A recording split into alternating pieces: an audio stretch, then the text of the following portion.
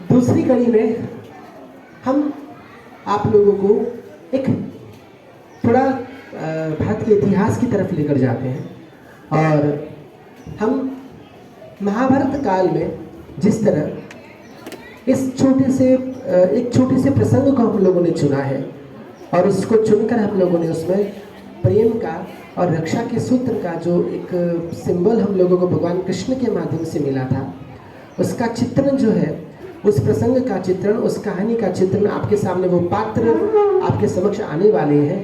कोई कृष्ण बना है, कोई कौरव बना है, कोई पांचों पांडव बने हैं और कोई द्रौपदी बनी है। ये सब पात्र उस महाभारत काल में पहुंचकर उस कहानी को जीकर पिछले 1 महीने से ये लोग जो तैयारी कर रहे हैं, तो इन सब लोगों को अपने नाम भी शायद याद नहीं होंगे। एक दूसरे को कृष्ण, भीम, अर्जुन कहकर ही पुकारते हैं।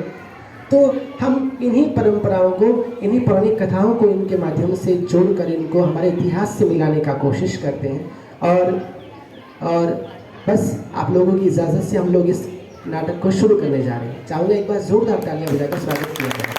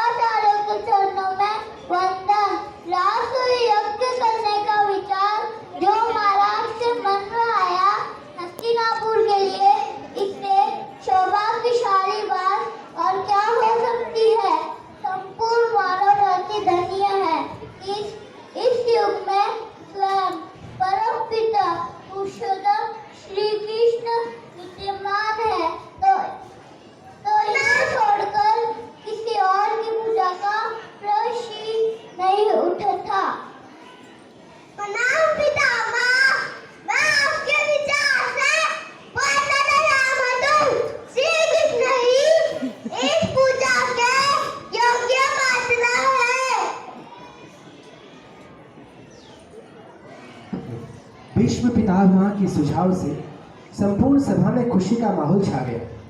सभी लोग चाहते थे कि हाँ, परमपिता पुरुषोत्तम स्वयं नारायण जिस सभा में उपस्थित हो तो राजसूय यज्ञ करने में सबसे पहले उन्हीं की पूजा करना श्रेयस्कर होगा। परंतु वहाँ ऐसे सदस्य भी बैठे थे जिन्हें इस निर्णय पर आपत्ति थी।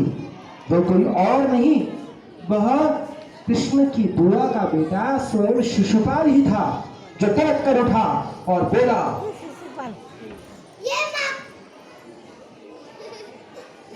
ये माखन चोर गए तेरा नाला गोला गोपी के वास्ते रहने वाला नल्ला जो घर पे गोपी की मटकियां फोड़ता है। ये कृष्ण पूजा की योग्य बिल्कुल नहीं। कत्ती दोष रण चोर तुका वहां बजाने वाला शिशुपाल तू बोलो शिशुपाल मुझे एक शब्द भी निकाला तो मैं तेरा यही मत कर दूंगा। शांत हो जाओ मल्ली भैया, शांत हो जाओ भैया भीम।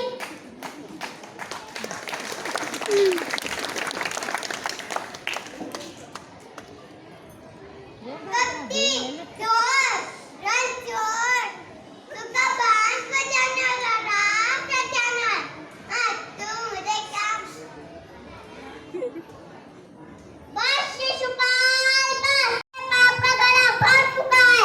मैंने बुआ को वचन दिया था कि मैं तेरे 100 गुना माफ करूंगा। मैंने तेरे 100 गुना माफ भी किए, लेकिन अब तेरा अंत आ गया है। मरने के लिए तैयार हो जा। हाँ, तू मुझे क्या मारेगा? मैं ही तुझे मार देता हूँ। तेरे हाथ में सिर्फ रसोबा नहीं रहते। तू बांसुरी हो जा, बांसुरी। अब मेरे कमर का बांध टूट चुका है। ले शिशुपाल ले।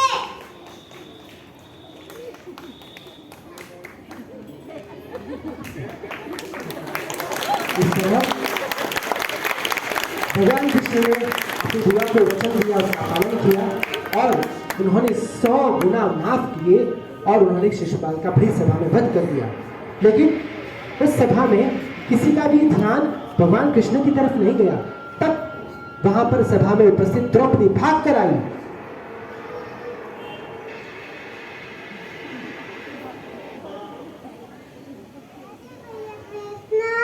आपकी उंगली से तो रक्त है।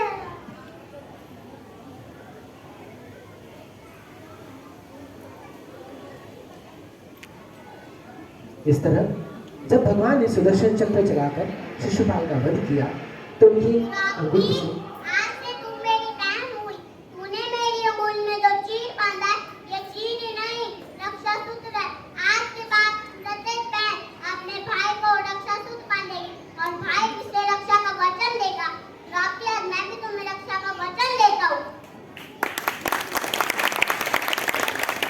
कालांतर में समय बीतता गया और कौरवों और पांडवों के बीच दूरियां बढ़ती गई। लेकिन हम कहते हैं ना कि हमको एक सूत्र का जो हिसाब है वो यहीं पर देना पड़ता है, और उसी का एक चीर का हिसाब जो था भगवान कृष्ण को भी देना पड़ा। समय बीतता रहा और जब द्युत क्रीड़ा में जब पांडव पांचाली को हार चुके थे और दुशासन ने भरी सभा में उसका अपमान करने के लिए उसका चीर हरण किया, तब दुर्योधन ने उस दुशासन से कहा, जाओ भरी सभा में उस पांचाली का अपमान करो।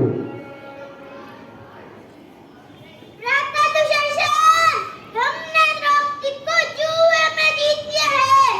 जाओ भरी सभा की सब में इसका अपमान करो। जो आज्ञा भ्राता दी आजादी दिलाओ।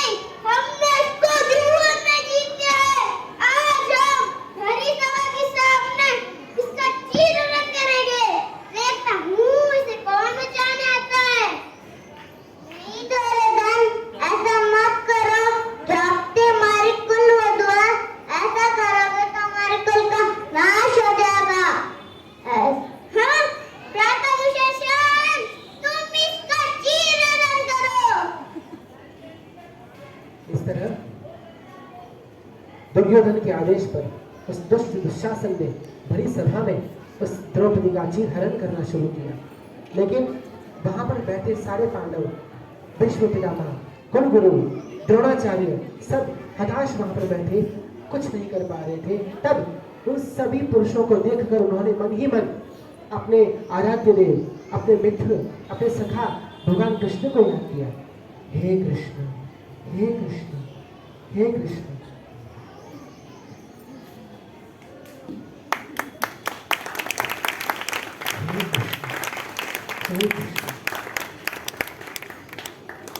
और भगवान ने उस द्रौपदी की पुकार को सुना और जो पूर्व में एक छोटा सा चीर उन्होंने अपनी रक्षा के लिए बांधा था, उसका वचन निभाने के लिए स्वयं नारायण वहां पर उपस्थित हुए और एक चीर का भार उन्होंने कई गुना अधिक उसका हिसाब उतारा और भगवान ने द्रौपदी का चीर बढ़ाकर उसका मान बढ़ाया।